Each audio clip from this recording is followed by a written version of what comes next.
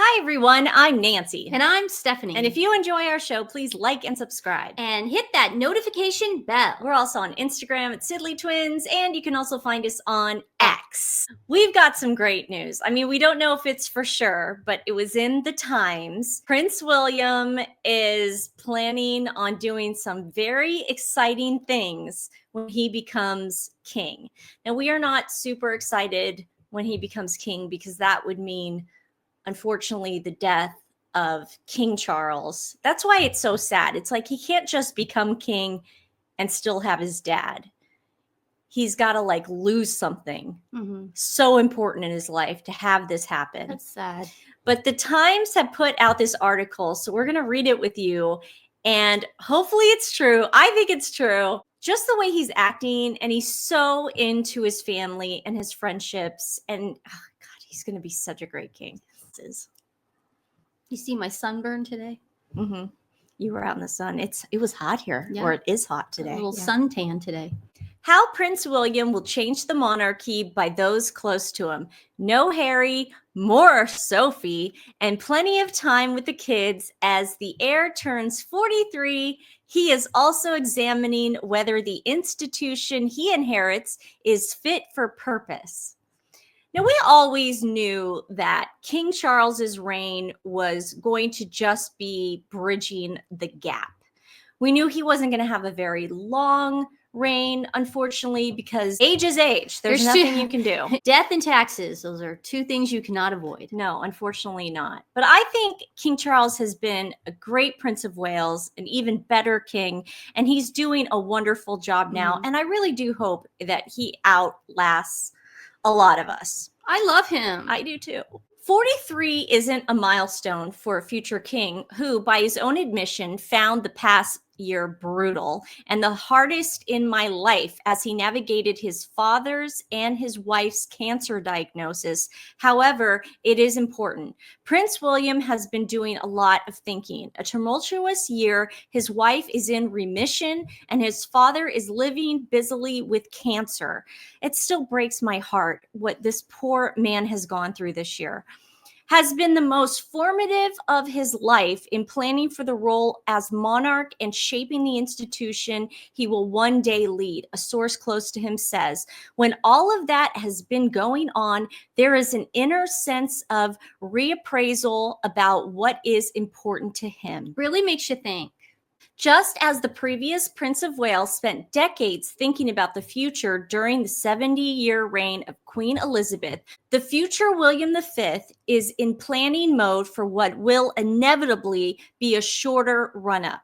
Those close to William stress his reign will be an evolution, not a revolution. Oh, I love that. Oh.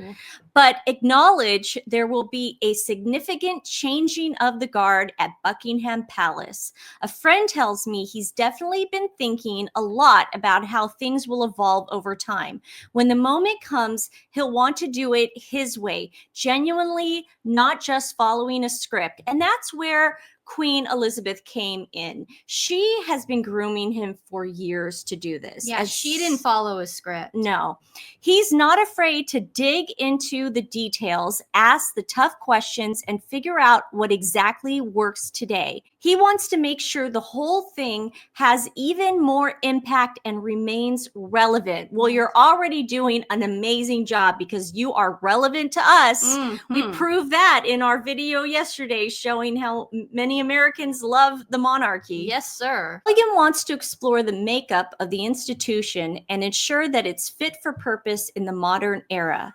The structure of the royal household at Buckingham Palace, which is likely to remain as Monarchy HQ, though, like his father, he is not expected to live there, has barely changed since the Victorian era. And I think that's great. I think that's great because it's like an office for them. And it's also for the public to go and hang out. His priority will be to look under the hood and see if the engine is running in a way that delivers impact. A William buzzword and his value for money. Jason Knopf, one of William's closest confidants, has been alongside him for more than a decade, first as his communication secretary, then as chief executive of the Royal Foundation, now as chief executive of the Prince's Earthshot Prize Environmental Awards. He accompanied William in Monaco earlier this month, where the prince rubbed shoulders with President Macron of France, President Lula da Silva of Brazil, and President Chavez Robes, I hope I'm saying that right, of Costa Rica at the Ocean Summit. He's been thinking about the future for years, and he knows what his grandmother did and what his father does is an evolution, says Knopf. There are traditions and things that won't change. Thank you. But this thinking about the next role is, how is this going to be reflective of him? Yes, please. That's the way he thinks about the future. It's all about evolution, making it work for what people expect of him and leaders of his generation. That is what we want in a king.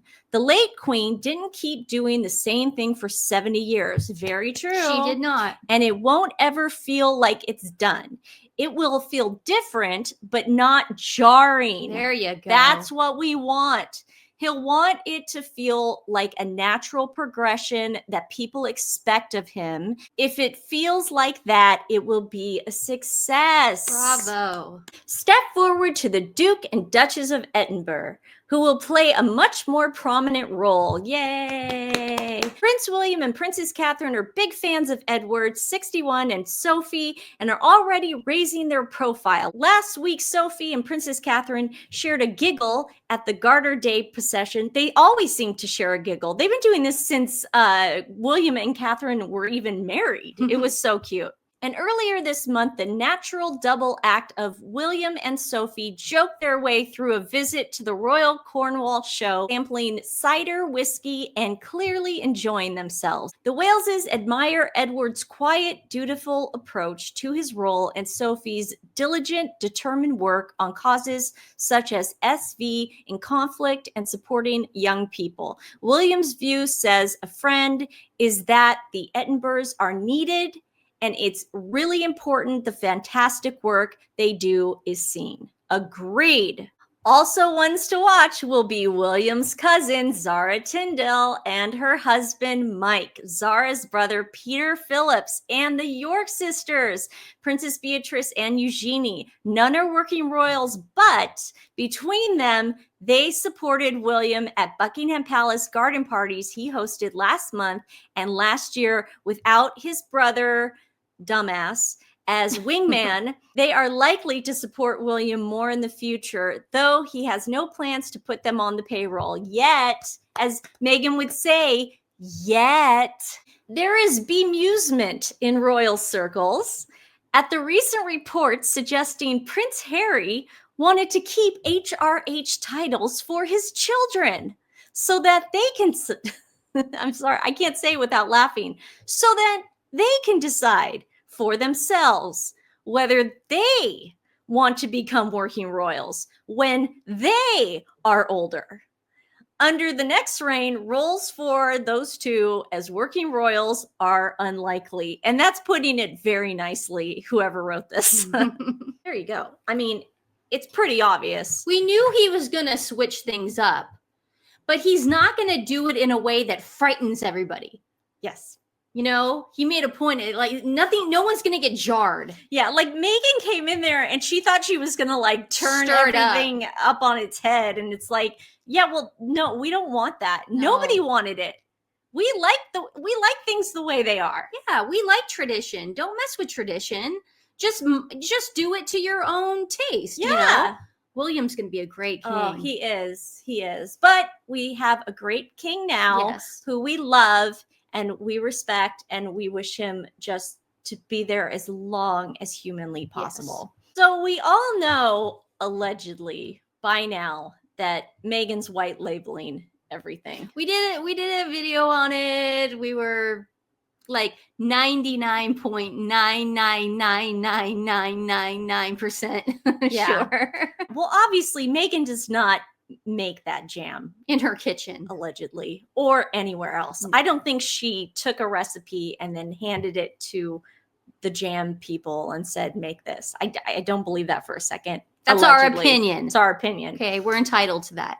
Let's see what this article has to say, and then we will get on to some sleuthing that you guys did. Excellent, by the way, but let's first see what this says. Authentic? Netflix, not Meghan Markle, makes her jam. For all of Meghan Markle's talk this week about being authentic by publicizing her viral pregnancy twerking video or demanding that people tell the truth about her, a recent report raises questions about whether she's being straightforward about what's going on with her embattled as ever lifestyle brand and whether she's selling jam, tea, and other food products that align with current culinary ideas about what's authentic. Authentic. Puck business writer Rachel Strauss reported earlier this month that Netflix, the global $500 billion company that streams movies, sport, why don't we just say it? Streams Squid Game. They stream it, man. Squid Game. Including Meghan's With Love bullcrap, oversees the manufacture of her $14 jars of jam and those dumb sprinkles. Of course, most people who managed to score some of Meghan's raspberry spread probably didn't think that the raspberries actually came from her and Prince Harry's Montecito garden. Duh. No. They also, everything comes from Oxnard. Look, if you live in Santa Barbara, it is a known fact. The strawberry, all berries say Oxnard on them. It is very rare that you see Santa Barbara. There is a strawberry festival in Oxnard. There is a frozen yogurt shop that Tim Dillon has mentioned many times because he loves going to Montecito. And he says even the strawberry frozen yogurt says Oxnard strawberry frozen yogurt. Mm-hmm. I mean, it's a fact. They also probably expect that Meghan, like other celebrity entrepreneurs, hires others to produce the goods carrying her brand name. The marketing copy on the As Ever website admitted as much, though the copy also tried to make it sound as though Meghan remained intimately involved with making her signature berry spread with its hints of lemon. Lemon rats. Lemon. The copy said the product being sold was inspired by a recipe that Meghan crafted in her home kitchen, while the former TV actor told Fast Company in late May that she has a team that works closely with a team at Netflix. She's got all those teams. 5 teams. As Strug noted, the Netflix team also is responsible for mass-producing packaged consumer goods that are tied to some of the streamer's other shows, including Bridgerton, Stranger Things, and Squid Game. I don't like how Meghan's name is in the same article as Squid Game. It really freaks me out, man. The sale of these goods through Netflix online shop represents the streamer's opportunistic attempt to cash in on these shows' popularity, Strug said. However, she is not in the Netflix shop.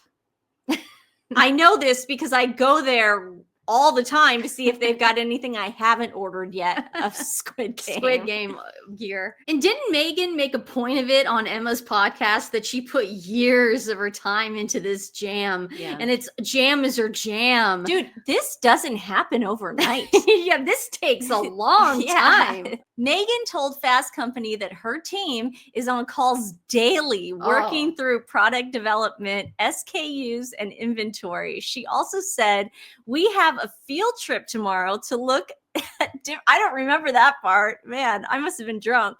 A field trip tomorrow to look at different manufacturers and suppliers as we expand the brand. What? No, you don't. This is less and less like Baby Boom. I know. But Struggs reportedly told a somewhat different story. Bottom line, As Ever would not exist without Netflix. Ooh. If only because Netflix is funding Meghan's venture, as the Duchess herself told Fast Company. See, I'm glad that they're comparing Emma and what she said in Fast Company, because we were doing that too. We're like, she told them 2 different stories. I know, it's always something else. But Struggs also said that Meghan doesn't employ her own team to develop her sad mix of white label products. Well, that's what she was saying on Emma. She said, well, I have a team at home and then I have my Netflix team. And I'm thinking to myself, it's not like you are employing the Netflix team. Yeah. You're not in charge of their day to day. She said she has a little team at home. Yeah. And then she's got a team for As Ever. Archwell. She has a team for Archwell. She has a team for Netflix, her TV show. Mhm. Then Netflix has a team to oversee her stuff. I'm not kidding. She did say that. Go back. We're not making this up. A lot of people to cause so much failure. Yes. She's not building a lifestyle empire, an insider told Shrugs. There's no one that works for the brand. Thank you. Stating the obvious. Not even Meghan. Yeah. She outsourced the entire brand to Netflix. They send samples and she picks what she likes. You mean that white label little video montage she put on her Instagram page where she was like writing notes and stuff and looking at the boxes? Yeah. Oh. Wow, what a liar. Another insider familiar with the partnership countered that Meghan is trying to build a dedicated internal team to support As Ever's growth, Strog reported. Still, whether or not Meghan actually meets with suppliers or works closely on developing the recipes, not likely, and managing inventory, her attempts to attach a homegrown authenticity to her products aren't entirely convincing. The news that Netflix team may be sourcing the ingredients or directing a factory to make Meghan's jam or her brand's $18 honey trends to erode any sense of authenticity. It's also not likely that Meghan and As Ever could ever say that their ingredients are locally sourced, something consumers can count on if they buy more affordable and fresh-tasting jams from a stand at their homegrown farmers market. That's what we do. Like normal people. In the culinary context, authenticity usually refers to food that's not processed, but real and natural. And that jam girl yesterday, the apricot girl that we read, she said pectin. You're not supposed to put pectin. Don't put pectin in. It's a jelly substance. Yeah. And associated with the designated place and made with ingredients from that place. Pectin is not sourced or made in Santa Barbara, I'm told. I think it's sourced in Mars. Moreover, it's curious that Meghan's raspberry spread, as presented on the website, comes with a familiar product label that purports to list ingredients. But this label, in fact, lists no ingredients, just information about calories and percentages of fat, sodium, or sugar per serving, with no ingredients listed. I think it does, though. I think this person might be wrong, because didn't we get a label and somebody was reading the ingredients? That's how we knew about the pectin. This may not be accurate. It's impossible to know whether the spread was made with actual fresh. Well, I could see that. Yeah, we don't know if it was made from fresh raspberries. It says raspberries. Oh, they're probably saying raspberries, but were they, from the vine, or were they maybe she just like bought Smuckers and put it into another jar. We don't know. Yeah. Similarly, the ingredient labels for the As Ever crepe and shortbread cookie mixes lack the information about the actual ingredients. They're saying actual ingredients. There is an ingredients label on there. Mm-hmm. It's just it's sketchy at best. Yeah, we don't know where it's sourced. Her report, Strauss cited other issues bedeviling Meghan's brand. For one thing, Meghan's future plans for As Ever remain unclear. Up until this week, she offered conflicting stories about when new products would be available again. On her podcast, Confessions of a Female Founder, she said her company was on pause. And she told Fast Company that she would not announce the release of new products until the first quarter of 2026. As she said, she was shifting her focus to the hospitality angle. One person who knows Meghan intimately told Strauss that the haphazard rollout of the As Ever brand was simply the Sussex way. Well, that's true. The Meghan effect. Yes. And while Meghan and her fans claimed that her products were so popular that they sold out within 45 minutes of going on sale, Strauss said she was told that creating a product scarcity was always part of the plan. Meghan wanted everything to sell out within a day to create the illusion of demand. Well, that's why you sell 10. Yeah. That's why you sell 10. How It's very Kardashian of you. Either that or too few units were produced. Ooh, That's what I'm going for. that's what we've been saying for months. Strauss questions whether the products were hastily created to capitalize on the March premiere of the first season of that crap show. It's also known that Meghan ran into copyright problems. Yes, we all know that. Everything about As Ever reads like a lazy short-term solution to get something out there and into customer hands. It includes little of the vision or personality of Goop or Martha Stewart or the other lifestyle brands that Meghan had delusions of building. Indeed, it maps the Sussex way, not fully thought out, hastily executed, prone to pivot. Great article.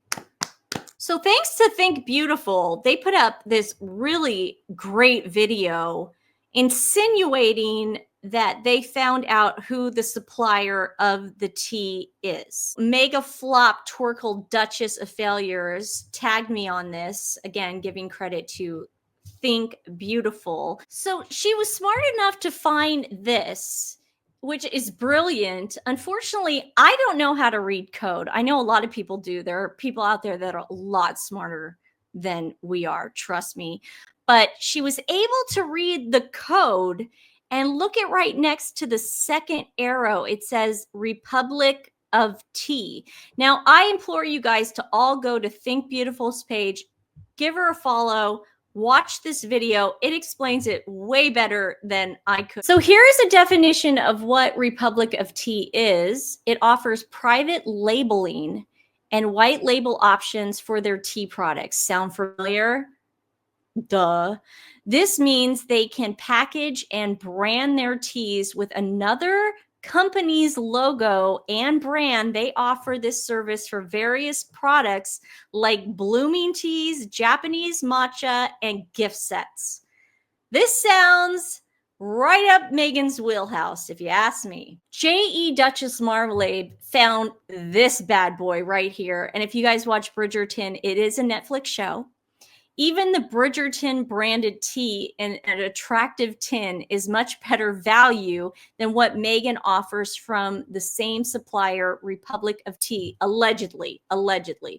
And then they get 36 tea bags for $14.50. Meghan sells hers for $12, and it's in that tiny little tin. I don't think it's allegedly. Republic of Teas does handle the Bridgerton teas. I'm talking about Meghan's tea. Oh, yeah. Allegedly. We don't know for sure. They do As Ever. But that does look like better quality because remember we were looking at like some of the people getting their tea and the labeling was really off. So Meghan probably said, well, these are for my people, so I want the cheapest way you do things or how you it would make sense because she said she was partnered with Netflix about 4,200 times on that podcast. I mean, it would make perfect sense. Now, if it had been me and I was like, you know, Meghan and a total alleged narcissist, I would have put the As Ever picture of her, you know, in that blue tunic dress outside, you know, and then put her tea. Like if she really wants to advertise herself and Netflix and that it comes from the show.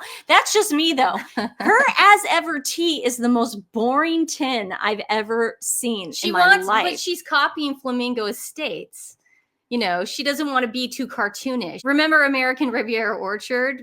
I mean, she wants that logo brand. Then why is, like you said, why is she dropping Netflix 1,100 times in an interview? Because if Republic of Teas is the supplier, then Netflix, that must be the go-around. Oh, man. Makes sense. Yeah. Mega flop Torkel Duchess. I love that name. Republic of Tea are the same founders of Banana Republic, Mel and Patricia Ziegler, with entrepreneur Bill Rosenzweig. And guess what? They also supply honey from New Zealand. Someone needs to do a deep dive on this. Well, I think we should. This is their X page. I mean, nothing huge. I went onto their website. They were founded in 1992. The Republic of Tea sparked a tea revolution. We began by canvassing the most prized tea gardens of the world for the worthiest leaves. Our mission, what? Oh, wait. So Meghan is not drawing these flowers from her own garden? Did you ever think she was? Our mission was and is to see these teas steaming in the cups of men, women, and children everywhere, and to emphasize sip by sip rather than gulp by gulp. There you have it. Ooh. There you have it. I mean, the more and more she pushes this brand, the more and more there's going to be sleuths out there that are like, hold up. Hey, well, there's skeletons in her closet that we are about to find, and it's not going to be pretty. Let's look at these metrics. Royally Sage found.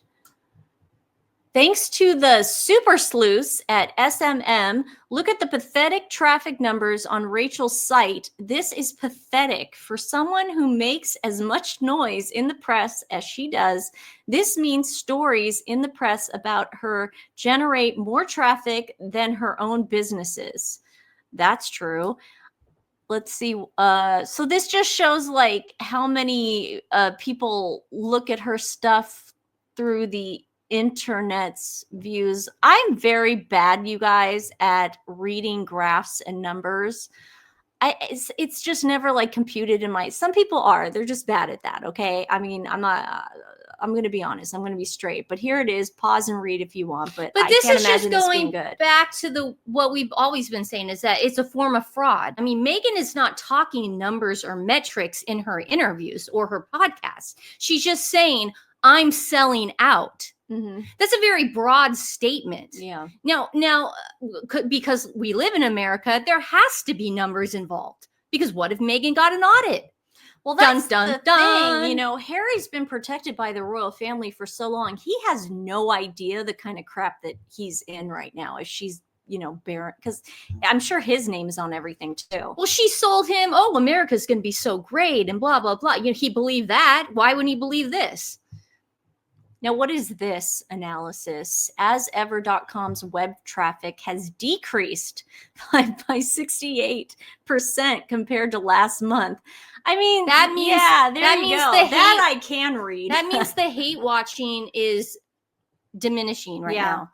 And we've been saying that for years, is that she can have a product, she can have a show, whatever she wants. But initially, yeah, it's going to make some numbers, but people are eventually going to get bored of it because she's not going to have anything new and the hate watching will go down. I mean, it definitely has. I can't get over that. 68%. That is bad.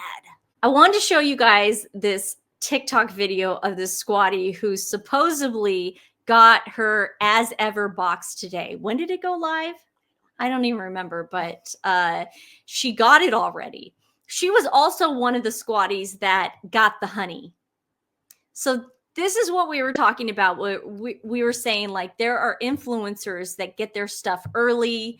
They get codes. They can get in there and buy what the person wants them to put out there and advertise. So this is allegedly, this is someone who I think does that, because there is no way that she got her box. I mean, maybe she did. I could always be wrong, but in my opinion, I don't think this is true. Guys, I put this order in on a Friday and the first package has already arrived. When What's today? It's Tuesday. Mm-hmm. Meghan said that they were shopping around for factories, she wasn't kidding. This was so lightning fast. And I'm getting the next 2 boxes, I believe, on Wednesday. I am so excited. Wait, did she open the box? Does not open it. Wait, so why are you implying that? That was all. That's not what I'm true. saying. I played it because I wanted to show you guys. There was nothing in that box. I'm going to check right now if she opened up the box. Okay, I'm going to check right now. There was nothing in that box. Well, can I look? Sure. Okay, I'm doing this with you guys. She has not opened the box. Nancy, why do you put these up here? Because they're funny. You don't find it funny? I know, but you got me going thinking, oh, this person got it. That's a box, Nancy. She put I could do that. Look, guys. I got something from Gong Yu personally. I got this chapstick came from Gong Yu. He used it himself. I mean, it's like, why are you even giving I just thought it was funny. I can't share it with you guys. Nothing. Do you in not that want box. me sharing this There's with you guys? nothing in that box. Please. I'm like, open it or it didn't happen. Order something on a Friday. And then she goes, guys, I told you Megan's getting a new factory. She's looking at What? Also, I wanted to check live. I don't know why I keep taking off my glasses. Also, I wanted to check live. Guess who Emma has on her podcast today? Not Meghan. I'm gonna let you take a guess while I pull it up. Any guesses? Squid Game stars? Nothing to do with Squid Game. Oh. No. She has Michelle Obama. Oh, she has Michelle Obama. She has Michelle Obama. So I want to look at the numbers because you would think because Emma got so many numbers with Meghan, you know. Do you want to know after 14 hours how many numbers there are that have watched Emma and Michelle Obama? Yes. Link Lauren, you're going to want to hear this one, honey. 9.9K. 9,000? Yep. Oh my. Right there. God. Right there. As of now, 9.9K people tuned in to watch the First Lady.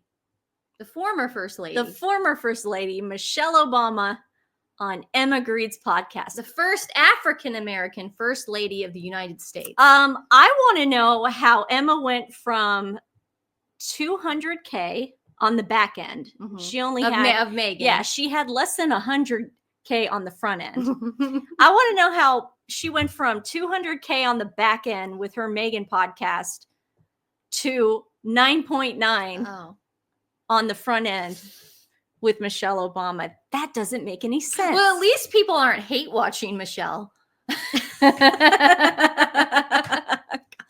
What? Good job. Good job. Good job. Today's animal rescue is PAWS in Arizona. Animals worth saving. Their mission is to find every dog and cat secure, loving, lifetime homes. PAWS save dogs from local pounds, at-risk dogs that have been abandoned or at the risk of strays, and sometimes owner surrenders. Also cats, don't forget the kitties. We are going to be featuring animal rescues in Arizona, Nevada, just really hot states right now. It's even hot in Ohio. It's hot everywhere. Really want to focus on those states because it's so important to get animals off the streets right now, get them out of the pounds, and put them in loving foster homes where they can have air conditioning, food, everything. So PAWS, we're going to put their link in the description box below. Please share them with friends and family. It really does make a difference. Also, please share with friends and family Stacey Hope's rescue mission to start their own sanctuary. We are putting their link to Give Butter, and every little bit helps. But if you can't give, sharing makes such a huge difference. Thank you so much, guys. All right, guys. Well, we will see you tomorrow. We love you. Bye.